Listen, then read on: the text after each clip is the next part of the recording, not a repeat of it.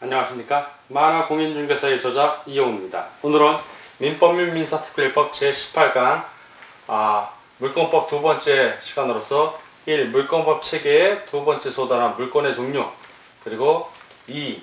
물권의 종류와 효력에서 1. 민법에서 규정한 물권의 종류, 2. 물권의 일반적 효력에 대해서 같이 공부하도록 하겠습니다. 자, 물권의 종류를 보면, 자, 물권의 종류는 반드시 법에서 규정을 합니다. 그걸 바로 뭐라고 그런다? 물권 법정주의라고 합니다. 물권 법정주의. 물권은 개인이 사사로이 만들 수 있다, 없다? 없다. 물권은 법에서 규정한 것만 오로지 유효하다.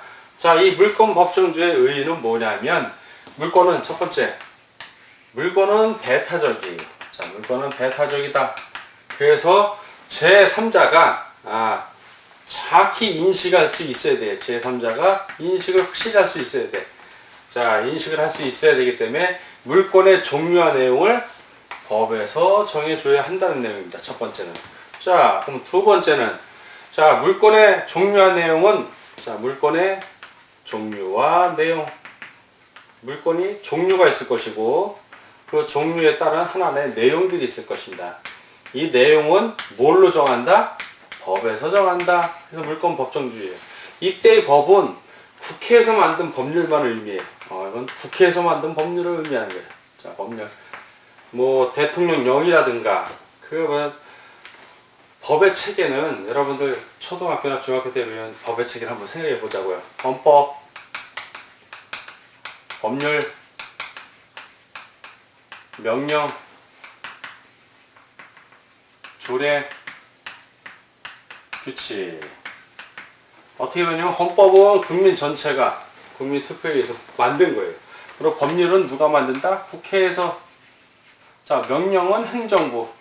자, 대통령령. 공인중개사의 업무 및 부동산 거래 신고에 관한 법률에 있어서 시행령 그러면 대통령령이에요. 이거는. 시행규칙 그러면은 국토해양부령, 각 부서의 령.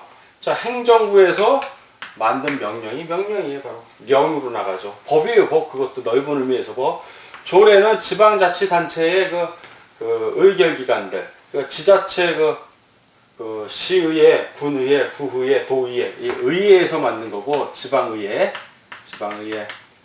그러니까 지자체장이 만든 거죠. 지자체장, 시군구청장이나 시도지사가 만든 게 규칙이에요. 자, 그런데 물권에서 말하는 그 법이란 거는 요 법을 말하는 거예요. 요 법. 이 이하는 의미가 없다 라는 걸 알아주시기 바랍니다. 자, 그리고 물권 법정주의에서, 자, 물권 법정주의를 규정한 민법 제185조. 자, 이 185조의 위반에는, 이걸 위반했어, 법률행위가. 위반하는 법률행위는 무효. 다 무효예요. 무효.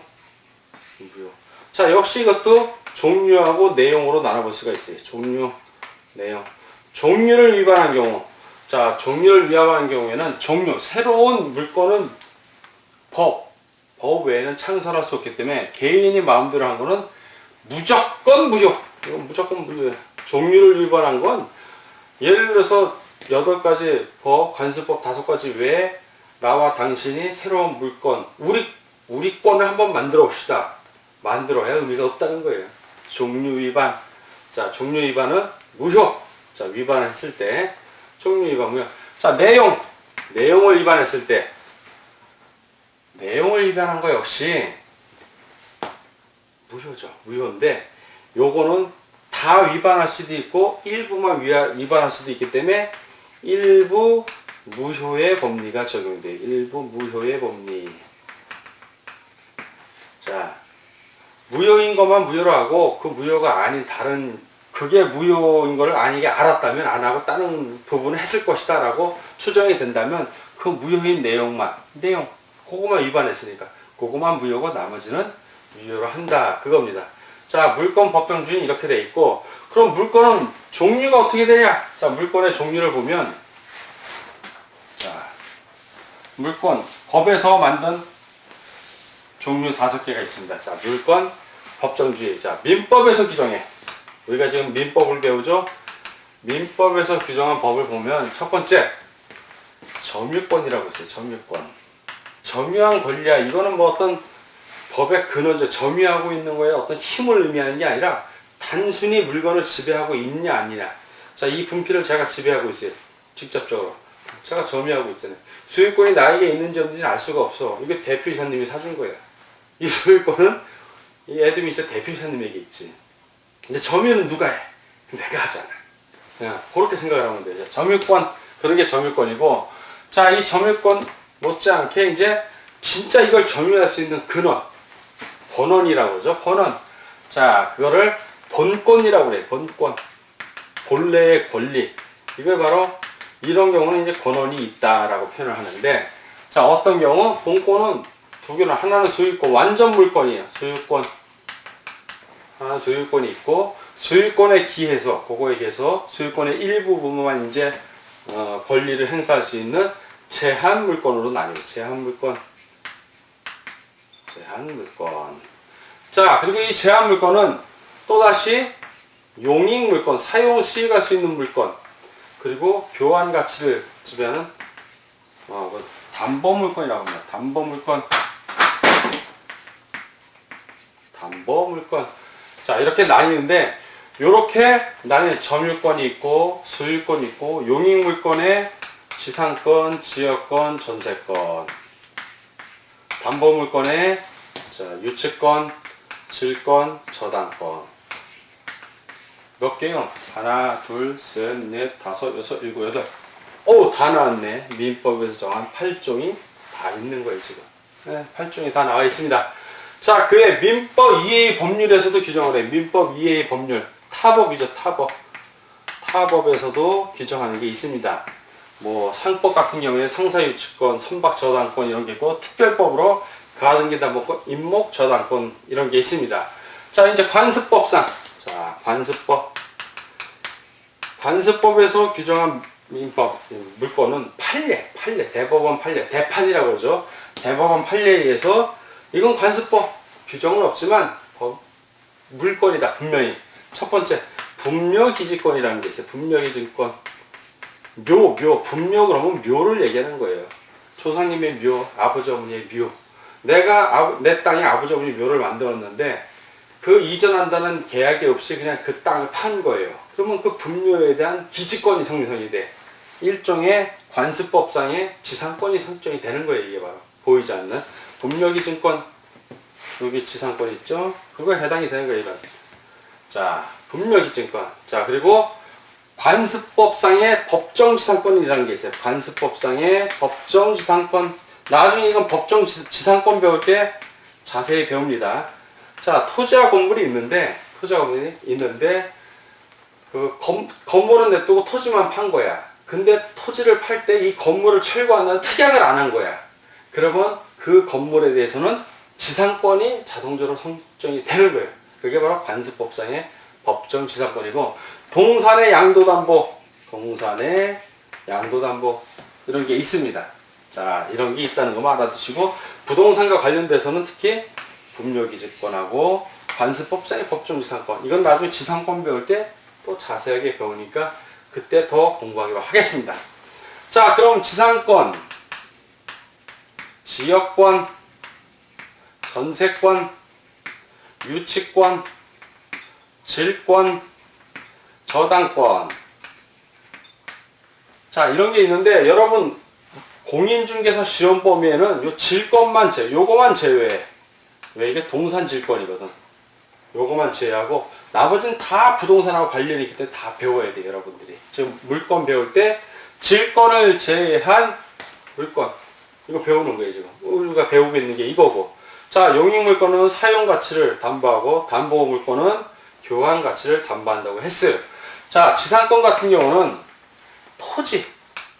토지에 대해서 지상권을 설정해 주는 거예요. 토지에 대한 사용할 수 있는 권리. 지역권 역시 토지. 전세권은 토지와 건물 다 해당이 돼요. 그러니까 다 부동산인데 엄밀히 들어가면 그렇다는 거고, 유치권 같은 경우는 동산, 부동산, 유가지권 다 돼. 이건 부동산도 되고 동산도 되고. 유치권은 뭐냐면, 예를 들면 내가 시계 수리를 맡겼어요. 그럼 시계 수리공이 시계를 유치했잖아. 점유했다는 얘기예요. 뭐 박람회를 유치하다 그러면 뭐 끌어온 거 아니야. 시계 수리공이 시계를 다 고쳤어. 찾아가라고 연락을 했는데 내가 안 찾아가. 그러면 시계 수리공은 굳이 날 찾아와서 그걸 줄 필요 없이 내가 돈 갖고 찾으러 갈 때까지는 갖고 있을 권리가 있는 거 아니에요. 시계 수리 비는 받을 권리가 있는 거야. 그게 유치권이에요. 쉽게 얘기하면 그런 게. 건물을 이제 부동산하고 관련될 때는 이제 건축과 관련이 있어. 이 유치권이 무지하게 재밌는 겁니다. 자, 건물이 있는데 건물을 지어서 신축을 했어. 건물 신축. 근데 건물 신축을 했는데 건물 소유주가 건물 대금을 안 주는 거야. 나는 이 건물 공사 하도급 받아서 도급 받아서 일한 사장이야. 그럼 이 사람은 건물 신축에 대해서 돈을 받아야 되니까 돈 받을 때까지 이 건물을 점유할 권리가 있는 거예요. 그래서 본인이 직접 점유를 하면은 시간도 걸리고 쓸데없이 인건비를 넣어야 되니까 한 채 1층을 2층, 3층은 못 들어가게 문으로 딱 잠가놓고 1층은 임대를 줄 수가 있어. 저 유치권자가 임대를 줘요. 그러면 유치하고 있는 거야. 그러다가 이 주인이 부채가 너무 많아서 이게 토지하고 건물이 경매로 넘어갔어. 경매. 이런 경우 많습니다. 여러분들 이제 공인중개사 돼갖고 중개사무소에 가면 입찰 대리하라고 해달라고 이제 와요. 그럼 본인이 물건을 분석을 할 줄 알아야 될 거 아니야. 그럴 때를 대비해서 지금 한번 들어보세요. 간단하니까. 경매에 넘어가면 이 건물 대금 못 받은 사람은 경매 신청권도 없고 경매가 낙찰이 됐을 때 배당받을 권리도 없어. 유치를 했는데도. 그러면 이 사람은 누구에게 주장한다? 낙찰받은 낙찰자, 경락자 다 같으면 낙찰자에게 돈 주면 내가 건물 신축한 비용 주면 내가 나가고 안 주면 나 못 나가. 이렇게 그냥 유치할 권리만 주장하는 거예요. 그러니까 실질적인 돈 받을 권리는 있는 거죠. 근데 다만 이때는 건물과 관련이 있는 채권이어야 돼. 건물을 신축했으니까 채권이 관련있지. 근데 예를 들어서 내가 음식점을 여기다 장사를 하는데 권리금 또는 보증금 이걸 못 받았어. 근데 경매에 넘어간 거야. 그러면 이 권리금과 보증금 갖고 유치권 신청할 수 있다 없다? 없다야. 왜? 이 건물 신축할 때 권리금 보증금하고 관련이 없잖아. 이 권리금과 보증금은 언뜻 보면 건물하고 관련이 있는 것 같은데 건물하고 상관없고 건물 주인하고 관련이 있는 거야. 건물 주인하고. 그렇잖아요. 내가 여기서 임차해서 사용하는 동안 그걸 담보하기 위해서 보증금 내고 권리금 줬을 뿐이지 이 건물 자체와는 관련이 없어. 언뜻 자체와 관련이 있는 건데 건물 자체와 관련이 있다 그럴 때는 주로 건물을 신축한 사람들, 건물에 대해서 채권으로서 돈 받을 사람들, 그 사람들을 얘기하는 거지. 이런 권리금 보증금은 유치권이 형성이 안 되니까 가짜 유치권이야. 이런 거는 낙찰받아도 이 사람들에게 권리금 보증금 안 주니까 남들이 입찰을 안 하죠. 이런 거 입찰하는 거예요. 자, 넘어갑시다. 나중에 경매 배울 때 좀 자세히 배우자고요. 자, 이렇고 유치권이라는 게 무지하게 재밌다는 것만 알아두시고 질권은 뭐냐면 시험 범위는 아니지만 예를 들어서 전당포에 내가 시계를 맡겼어. 뭐 반지를 맡겼어. 그리고 돈을 좀 꼬아. 그래서 한 달 후에 내가 갚기로 해. 그럼 그 물건을 도로 찾아올 수 있는 거예요. 자, 내 시계는 100만 원짜리야. 진짜 내게 무슨 100만 원이야. 5만 원도 안 되고. 자, 이 100만 원짜리를 맡겼어. 전당포에. 근데 전당포에서는 한 30만 원만 줘. 내가 나중에 30만 원 주고 100만 원짜리 찾아와야 되는데 내가 못 찾으면 전당포가 이걸 처분을 마음대로 할 수 있는 거예요. 즉 질은 뭐냐 하면 포로질자예요. 포로질. 포로로 갖고 있는 거야. 포로로. 동산을. 그러니까 공인중개사는 동산 취급 안 하잖아요. 부동산만 취급하니까 시험 범위가 아닌 거예요. 이거는. 저당권은 워낙 중요해. 워낙. 나중에 자세히 배우자고요. 자, 이런 게 있고 그럼 이제 종류는 우리가 알아봤어요. 그럼 효력을 보자고. 자, 효력. 자, 그럼 물건은 어떤 효력이 있나? 자, 물건의 효력. 물건의 일반적 효력은 첫 번째, 우선적 효력이 있어요. 우선적. 채권의 우선에. 먼저 첫 번째 기억. 물건과 물건끼리, 물건 상호간에는 상호 간에는 선순위가 우선한다. 선순위 우선. 무슨 얘기냐면 한 건물과 토지가 있습니다. 자, 주택이라고 봐도 되고 돈을 빌려서 주인이 1번 은행에다가 저당권을 설정했어. 1번 저당권. 자, 2번 다른 은행이 저당권을 설정했어. 그리고 순서를 얘기하는 거예요. 세 번째로는 여기 전세를 누가 들어왔어. 전세권. 누가 우선해? 1번이 우선. 그 다음 2번, 그 다음 3번. 이 의미에 물권 상호간에는 먼저 등기한 사람이 선순위야. 나중에 등기하면 상대는 후순위가 되는 거야. 이게 무슨 의미냐면 이 건물이 경매에 들어갔을 때 배당받을 때 자, 이게 10억이야 건물이. 1순위자가 3억을 대출해줬어. 2순위자가 7억을 대출해줬어. 전세권 1억 갖고 들어왔어. 자, 10억짜리 건물 했는데 8억에 낙찰이 됐어. 경매 비용 같은 거 생각하지 말고. 그럼 8억 중에 1번 저당권은 3억을 다 받아가. 2번 7억인데 3억 빼면 5억밖에 못 받아. 3번 전세권은 돈 한 푼도 못 받아. 이 원래 주인의 개인 간의 채권 채무만 남을 뿐이지 돈을 못 받아. 그만큼 이 순위가 중요한 거예요. 순위가 중요해. 자, 물권하고 채권은 누가 우선한다? 채권은 끝. 물권이 우선하는 거예요. 물권이. 근데 요즘 최근엔 채권이 물권화되죠. 임차권 같은 거. 임차권을 등기하면 이 순위에 들어가. 예를 들어서 여기에 임차권이 등기가 돼 있으면 이 임차권이 2번이 되는 거예요. 요건 3번으로 밀리고. 먼저 한 놈이 장땡이야, 등기를. 주택임대차 보호법에서 주택 임대차 할 경우에는 등기하지 않아도 이 순위에 들어가요. 날짜로 들어갑니다. 자, 이런 우선적 효력이 있고, 두 번째 효력은 뭐냐면 물권적 청구권이에요. 물권적 청구권. 물권적 청구권. 자, 뭐냐면 물건이 침해를 받았어. 물건이면서 청구권이니까 채권이야. 뭘 해달라고 요구하는 채권이면서 물건하고 관련된 채권이니까, 자, 이 물권적 채권은 물건이 침해를 받았을 때 행사할 수 있는 겁니다. 자, 물권적 청구권은 세 가지가 있어. 세 가지. 첫 번째는 물권적 반환. 자, 물권적은 그냥 이렇게 표시하고 반환 청구권. 돌려달라 이거야. 내 물건을 침해했으니까. 자, 두 번째. 물권적 청구권은 두 가지. 하나는 점유권에 기한 청구권이 있고, 하나는 소유권에 기한 청구권이 있어요. 이 두 개를 다 합쳐서 물권적 청구권이라고 그러는데, 두 번째는 내 물건에 방해를 해. 그럼 방해를 제거해 주시오. 방해 제거 청구권. 세 번째는 방해를 할 징조가 아주 농후해. 방해를 예방해 주시오. 방해 예방. 자, 이 구체적으로 하나씩 보면,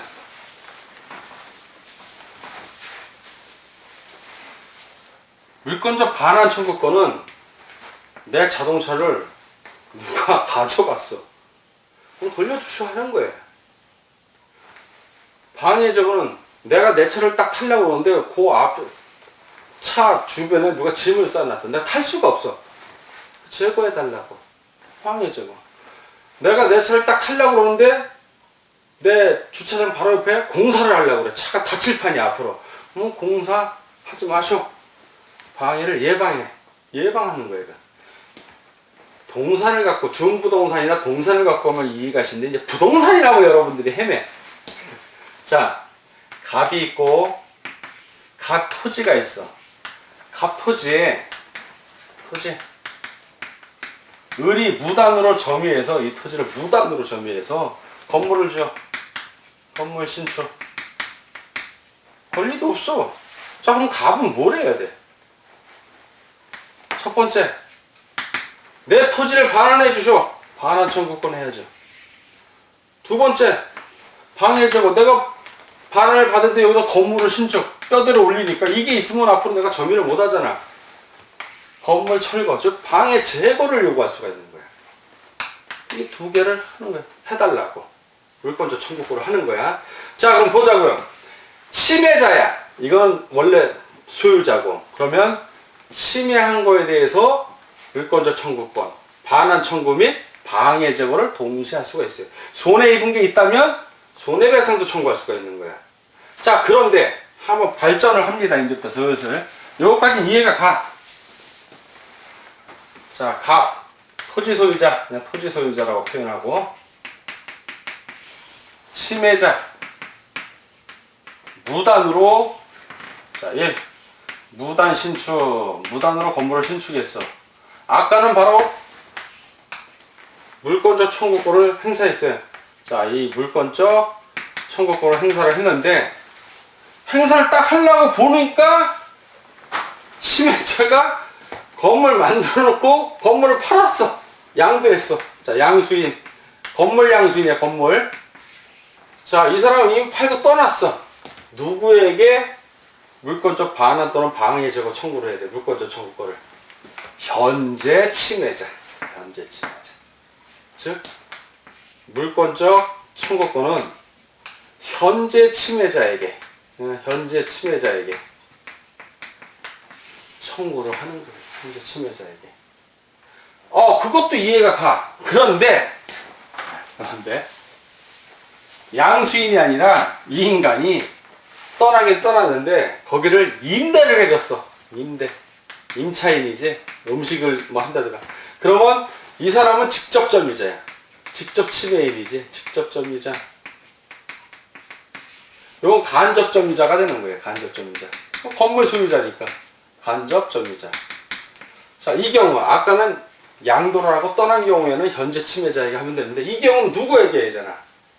둘 다에게 할 수가 있어요. 이 경우는 둘 다에게 할 수가 있는 거야.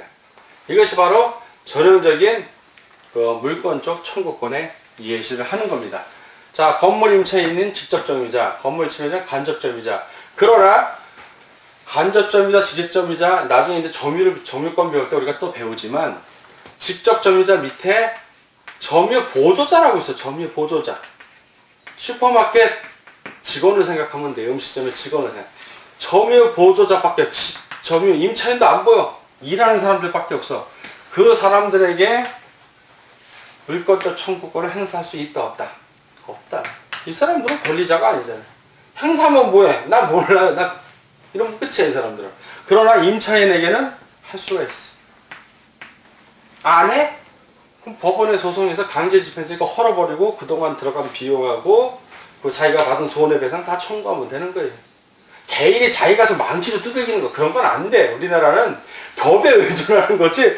내 땅인데 네가 왜 하고 자기 사사로이 물리력을 동원해서 포크레인으로 부신다든가. 그럼 싸움이 더 커져. 법에 의거하면 돼. 법에. 그러니까 지을 때 빨리 못하게 해야지. 서로 재산 피해를 덜 봐야 되니까. 법이 그렇다는 겁니다. 자, 이 물권적 청구권은 특정인에게 청구하는 독립한 청구권이긴 하지만 순수한 채권은 아니에요. 물권에 기여한 거야. 어디까지냐? 이 물권에 기여한 거고, 물권이 채권에 우선하듯이 물권적 청구권 역시 채권적 청구권에 우선을 합니다. 자, 그리고 이러한 물권적 청구권은 손해를 입었다면 손해배상 청구권하고 더불어 할 수도 있어요. 다만 방해 예방 청구권 같은 경우는 손해배상 청구권을 하든가 방해 예방만 하든가 아직 손해가 발생한 건 아니기 때문에 그럴 땐 택일을 해야 됩니다. 자, 오늘은 민법 및 민사법의 제18강 물권법 체계에서 물권의 종류에 대해서 쭉 우리가 8가지 민법에 나와 있는 종류를 알아봤고, 그리고 관습법 중에 특히 시험에 잘 나오는 분묘기지권, 그리고 관습법상의 법정지상권. 우리가 물론 지상권을 배울 때 또 공부를 합니다. 그러니까 그런 게 있다는 걸 알아두시고, 자, 민법의 종류 역시 같은 맥락에서 봤고, 일반적 효력으로서 우선적 효력이 있다. 물권 상호간에는 먼저 선순위, 먼저 등기한 것이 우선적 효력이 있고, 채권과 물권끼리는 물권이 우선해요. 그럼 채권끼리는 어떻게 되냐? 먼저 우선한 채권이 우선하네? 그래, 채권들은 다 평등해.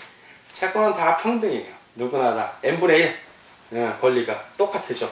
자, 그리고 물권적 청구권 효력이 있다는 것을 공부를 했습니다. 자, 이걸 기반으로 해서 다음 시간에 좀 더 깊은 공부를 하도록 하겠습니다. 오늘 공부하느라고 수고하셨습니다. 감사합니다.